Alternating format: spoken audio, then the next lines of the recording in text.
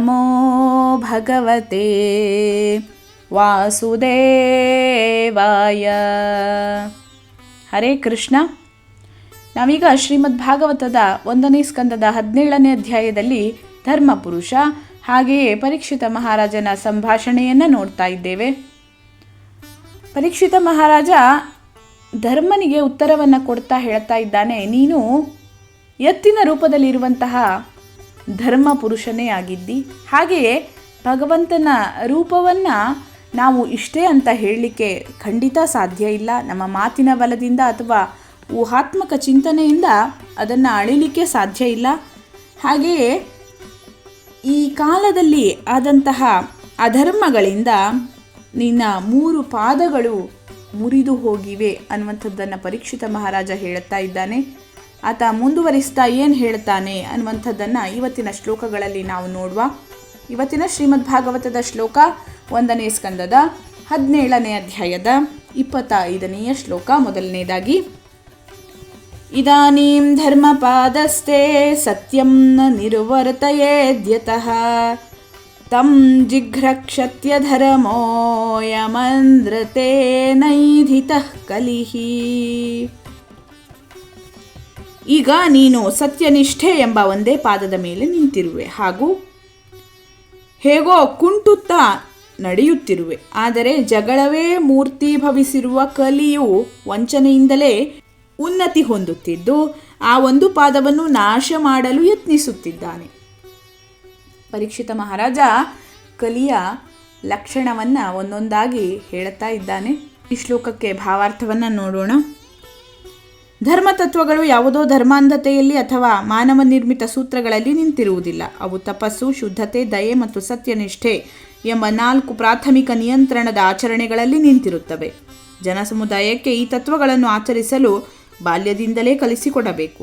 ತಪಶ್ಚರ್ಯೆ ಎಂದರೆ ದೇಹಕ್ಕೆ ಅಷ್ಟೇನೂ ಸುಖಕರವಾಗಿರದ ಆದರೆ ಆಧ್ಯಾತ್ಮ ಸಾಕ್ಷಾತ್ಕಾರಕ್ಕೆ ಅನುಕೂಲಕರವಾಗುವಂತಹ ವಸ್ತುಗಳನ್ನು ಸ್ವಯಂ ಇಚ್ಛೆಯಿಂದ ಸ್ವೀಕರಿಸುವುದು. ಉದಾಹರಣೆ, ಉಪವಾಸ. ತಿಂಗಳಿಗೆ 2 ಅಥವಾ 4 ಬಾರಿ ಉಪವಾಸ ಮಾಡುವುದು ಒಂದು ರೀತಿಯ ತಪಶ್ಚರ್ಯೆ.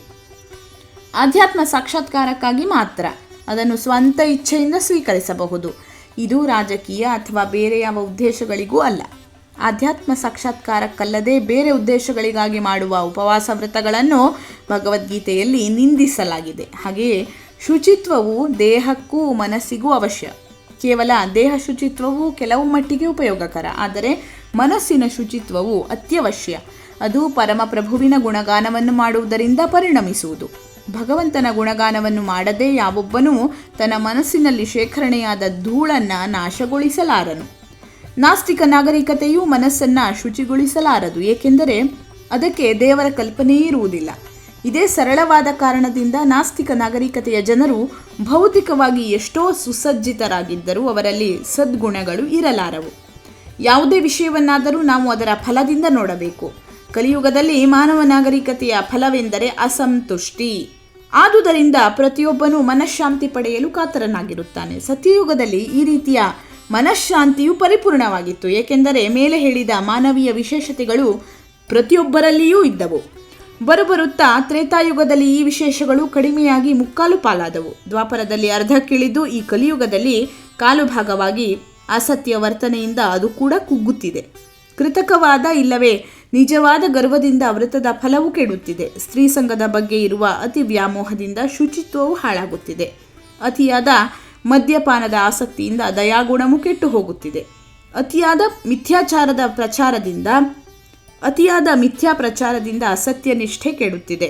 ಭಾಗವತ ಧರ್ಮದ ಪುನರುಜ್ಜೀವನವು ಎಲ್ಲ ಬಗೆಯ ಕೆಡುಕುಗಳಿಗೆ ಬಲಿಯಾಗುತ್ತಿರುವ ಮಾನವ ನಾಗರಿಕತೆಯನ್ನು ಕಾಪಾಡಬಹುದು.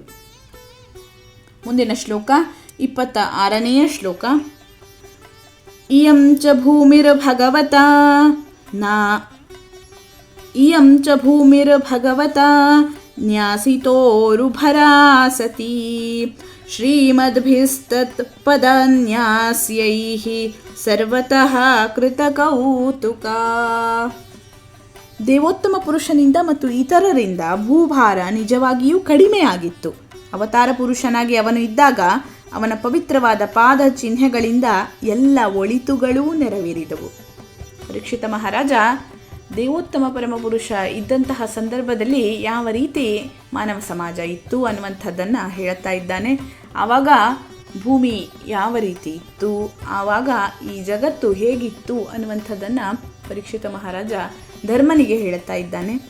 ಮುಂದಿನ ಶ್ಲೋಕ 27ನೆಯ ಶ್ಲೋಕ.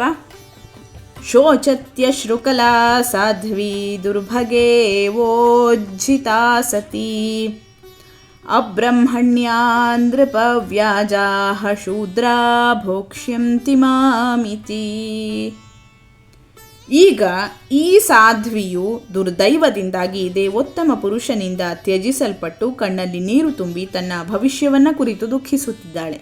ಏಕೆಂದರೆ ಈಗ ಆಕೆಯನ್ನು ರಾಜರಂತೆ ನಟಿಸುವ ಶೂದ್ರರು ಆಳುತ್ತಿದ್ದಾರೆ ಮತ್ತು ಅವಳಿಂದ ಸುಖ ಪಡೆಯುತ್ತಿದ್ದಾರೆ. ಈ ಸಂದರ್ಭದಲ್ಲಿ ಪರೀಕ್ಷಿತ ಮಹಾರಾಜ ಅಳುತ್ತಿರುವಂತಹ ಹಸುವಿನ ರೂಪದಲ್ಲಿ ಇರುವಂತಹ ಧರಿತ್ರಿಯ ಬಗ್ಗೆ ಹೇಳುತ್ತಾ ಇದ್ದಾನೆ.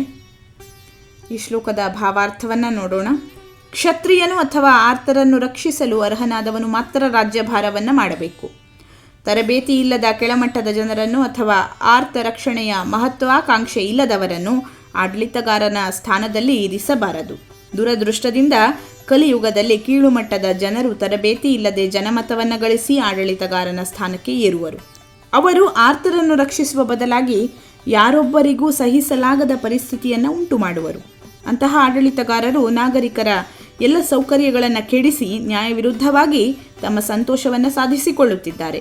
ಇದರಿಂದ ಸಾಧ್ವಿ ಭೂದೇವಿಯು ತನ್ನ ಮಕ್ಕಳಾದ ಮಾನವರ ಮತ್ತು ಪ್ರಾಣಿಗಳ ಕರುಣಾಜನಕ ಸ್ಥಿತಿಯನ್ನು ಕಂಡು ಅಳುತ್ತಿದ್ದಾಳೆ. ಅಧರ್ಮ ಪ್ರವೃತ್ತಿಯೇ ವಿಶೇಷವಾಗಿರುವ ಕಲಿಯುಗದಲ್ಲಿ ಜಗತ್ತಿನ ಭವಿಷ್ಯ ಹೀಗಿರುತ್ತದೆ. ಅಧರ್ಮ ವರ್ತನೆಗಳನ್ನು ನಿಗ್ರಹಿಸುವ ಯೋಗ್ಯ ರಾಜನಿಲ್ಲದಿರುವಾಗ ಜನರಿಗೆ ಶ್ರೀಮದ್ ಭಾಗವತವನ್ನು ವ್ಯವಸ್ಥಿತವಾಗಿ ಬೋಧಿಸುವುದರಿಂದ ಭ್ರಷ್ಟಾಚಾರ, ಲಂಚಗುಳಿತನ, ಅಪಪ್ರಚಾರಗಳೇ ಮುಂತಾದವುಗಳಿಂದ ಕೂಡಿದ ಮಲಿನ ವಾತಾವರಣವು ಪರಿಶುದ್ಧವಾಗುವುದು. ಮುಂದಿನ ಶ್ಲೋಕ 28ನೆಯ ಶ್ಲೋಕ. ಇತಿ ಧರ್ಮಂ ಮಹೀಂ ಚೈವ ಸಾಂತ್ವಯಿತ್ವಾ ಮಹಾರಥಃ ನಿಶಾತಮಾದದೇ ಖಡ್ಗಂ ಕಲಯೇ ಅಧರ್ಮ ಹೇತವೇ. ಮಹಾರಥನಾದ ಅಂದರೆ ಏಕಾಂಗಿಯಾದ 1,000 ಮಂದಿ ಶತ್ರುಗಳೊಂದಿಗೆ ಕಾದಾಡಲು ಸಮರ್ಥನಾದ ಪರೀಕ್ಷಿತ ಮಹಾರಾಜನು ಈ ರೀತಿಯಾಗಿ ಧರ್ಮಪುರುಷನನ್ನೂ ಭೂದೇವಿಯನ್ನು ಸಂತೈಸಿದನು. ಅನಂತರ ಎಲ್ಲ ಅಧರ್ಮಕ್ಕೂ ಕಾರಣನಾದ ಕಲಿಪುರುಷನನ್ನು ವಧಿಸಲು ತನ್ನ ಹರಿತವಾದ ಖಡ್ಗವನ್ನು ಎತ್ತಿದನು. ಮೇಲೆ ವಿವರಿಸಿದಂತೆ ಕಲಿಪುರುಷನೆಂದರೆ ಅಪೌರುಷ ಧರ್ಮ ಗ್ರಂಥಗಳು ನಿಷೇಧಿಸುವ ಎಲ್ಲ ಬಗೆಯ ಪಾಪಕರ ಕೃತ್ಯಗಳನ್ನೂ ತಪ್ಪದೆ ಮಾಡುವವನು. ಈ ಕಲಿಯುಗವು ನಿಶ್ಚಯವಾಗಿಯೂ ಕಲಿಕರ್ಮಗಳಿಂದಲೇ ತುಂಬಿರುವುದು. ಆದರೆ ಸಮಾಜದ ನಾಯಕರು, ಆಡಳಿತ ಮುಖ್ಯಸ್ಥರು, ವಿದ್ವಜ್ಜನರು, ಬುದ್ಧಿವಂತರು ಇವರೆಲ್ಲರಿಗಿಂತ ಹೆಚ್ಚಾಗಿ ಭಗವದ್ಭಕ್ತರು ಸುಮ್ಮನೆ ಕೈಕಟ್ಟಿ ಕುಳಿತಿರಬೇಕೆಂದು, ಕಲಿಯುಗದ ಪ್ರತಿಕ್ರಿಯೆಗಳಿಗೆ ಉದಾಸೀನರಾಗಿರಬೇಕೆಂದು ಇದರ ಅರ್ಥವಲ್ಲ. ಮಳೆಗಾಲದಲ್ಲಿ ಧಾರಾಳವಾಗಿ ಮಳೆ ಬೀಳುವುದು ನಿಶ್ಚಯ. ಇದರ ಅರ್ಥ ಜನರು ಮಳೆಯಿಂದ ತಮ್ಮನ್ನು ರಕ್ಷಿಸಿಕೊಳ್ಳಬಾರದು ಎಂಬುದಲ್ಲ. ಮುಂದಿನ ಶ್ಲೋಕ 29ನೆಯ ಶ್ಲೋಕ.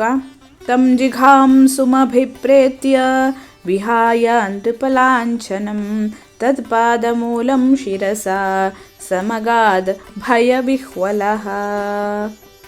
ಪರೀಕ್ಷಿತ ಮಹಾರಾಜನು ತನ್ನನ್ನು ಕೊಲ್ಲಲು ಇಚ್ಛೆಪಟ್ಟುದನ್ನು ಕಲಿಪುರುಷನು ಅರಿತುಕೊಂಡನು.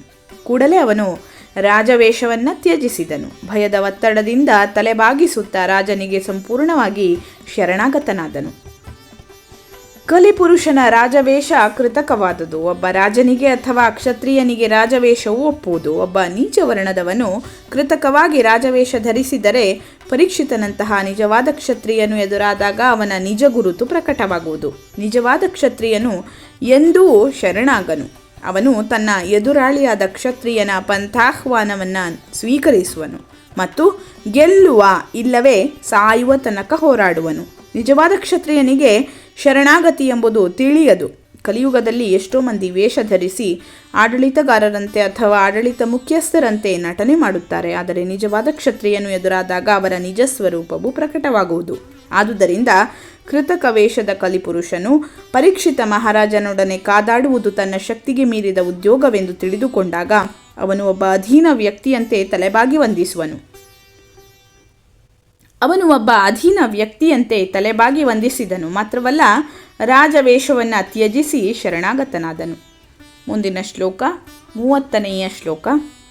ಪತಿತಂ ಪಾದಯೋರ್ವೀರಃ ಕೃಪಯಾ ದೀನವತ್ಸಲಃ ಶರಣ್ಯೋ ನಾವದಿಶ್ಲೋಕ್ಯ ಆಹಚೇದಂ ಹಸನ್ನಿವ. ಮೊರೆ ಹೊಕ್ಕವರಿಗೆ ಆಸರೆ ಕೊಡುವ ಸ್ವಭಾವದವನಾದ ಮತ್ತು ಚರಿತ್ರೆಯಲ್ಲಿ ಹೊಗಳಿಕೆಗೆ ಪಾತ್ರನಾದ ಪರೀಕ್ಷಿತ ಮಹಾರಾಜನು ಶರಣಾಗತನಾದ ಮತ್ತು ಕಾಲಿಗೆ ಬಿದ್ದ ಬಡ ಕಲಿಯನ್ನು ಕೊಲ್ಲಲಿಲ್ಲ, ಆದರೆ ಸಹಾನುಭೂತಿಯಿಂದ ನಸು ನಕ್ಕನು, ಏಕೆಂದರೆ ಅವನು ಬಡವರಲ್ಲಿ ಕರುಣೆ ಉಳ್ಳವನಾಗಿದ್ದನು. ಈ ಶ್ಲೋಕಕ್ಕೆ ಭಾವಾರ್ಥವನ್ನು ನೋಡೋಣ. ಸಾಮಾನ್ಯ ಕ್ಷತ್ರಿಯನೂ ಕೂಡ ಶರಣಾಗತನನ್ನು ಕೊಲ್ಲುವುದಿಲ್ಲ. ಹೀಗಿರುವಾಗ ಸ್ವಾಭಾವಿಕವಾಗಿ ದೀನರಲ್ಲಿ ದಯೆ ಮತ್ತು ಸಹಾನುಭೂತಿಯುಳ್ಳ ಮಹಾರಾಜನಾದ ಪರೀಕ್ಷಿತನ ಬಗ್ಗೆ ಹೇಳುವುದೇನು? ಅವನು ನಗುತ್ತಿದ್ದುದು ಏಕೆಂದರೆ ಕೃತಕ ರಾಜವೇಷಧಾರಿಯಾದ ಕಲಿಯು ತನ್ನ ಅಧರ್ಮ ವರ್ಣದ ಸ್ವರೂಪವನ್ನು ಆಗ ಬಯಲು ಮಾಡಿದ್ದನು ಮತ್ತು ತಾನು ಕೊಲ್ಲಲು ಇಚ್ಛಿಸಿದಾಗ ತನ್ನ ಹರಿತವಾದ ಖಡ್ಗದಿಂದ ಯಾವನೂ ರಕ್ಷಿತನಾಗದಿರುವಾಗ ಅಧಮ ವರ್ಣದ ಬಡಪಾಯಿಯಾದ ಕಲಿಯು ಸಕಾಲದಲ್ಲಿ ಶರಣಾಗತನಾಗಿ ಬದುಕಿದ್ದು ವಿಚಿತ್ರವಾಗಿದ್ದಿತು. ಆದುದರಿಂದ ಪರೀಕ್ಷಿತ ರಾಜನ ಮಹಿಮೆ ದಯಾಪರತೆಗಳು ಚರಿತ್ರೆಯಲ್ಲಿ ಹೊಗಳಿಕೆಗೆ ಪಾತ್ರವಾಗಿವೆ. ಅವನು ದಯೆ ಸಹಾನುಭೂತಿಗಳಿಂದ ಕೂಡಿದ ಚಕ್ರವರ್ತಿಯಾಗಿದ್ದು ತನ್ನ ಶತ್ರು ಬಂದು ಶರಣಾದರೂ ಸ್ವೀಕರಿಸಲು ತಕ್ಕವನಾಗಿದ್ದನು. ಹೀಗೆ ಕಲಿಪುರುಷನು ವಿಧಿಯ ಇಚ್ಛೆಯಿಂದ ಬದುಕಿಕೊಂಡನು. ಧನ್ಯವಾದಗಳು. ಲೋಕಾಃ ಸಮಸ್ತಾಃ ಸುಖಿನೋ ಭವಂತು.